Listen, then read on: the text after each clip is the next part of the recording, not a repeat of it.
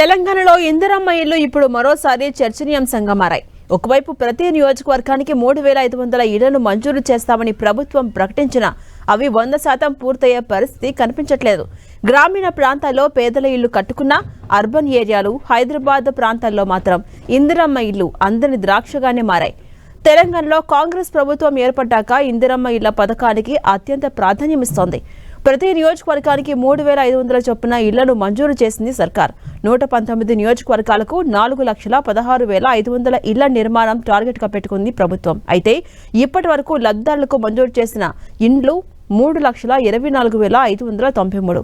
అందులో 2,63,058 ఇళ్ల నిర్మాణం ప్రారంభమవగా కేవలం 1,08,716 ఇళ్లు మాత్రమే స్లాబ్ వరకు పూర్తయ్యాయి.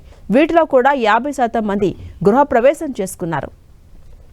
ఇంతవరకు బాగానే ఉన్న వాస్తవంగా ప్రభుత్వం నిర్ణయించిన లక్ష్యం చేరుకోవడం కష్టంగానే మారింది. ప్రభుత్వం ఏర్పడి 2 ఏళ్లు దాటినా మొత్తంగా 50,000 కుటుంబాలు కూడా గృహప్రవేశం చేయకపోవడం కాంగ్రెస్ సర్కారు పాలన నిర్లక్ష్యానికి నిదర్శనము అనే విమర్శలు వినిపిస్తున్నాయి. ఇదిలా ఉంటే మరోవైపు అర్బన్ ఏరియాల్లో లక్షలాది మంది పేదలకు ఇందిరమ్మ ఇళ్లు అందని ద్రాక్షగానే మారాయి. కేవలం ఒక్క హైదరాబాద్లోనే 66,500 ఇళ్లు మంజూరవగా నిర్మాణానికి మాత్రం దిక్కే లేదని చెప్పాలి.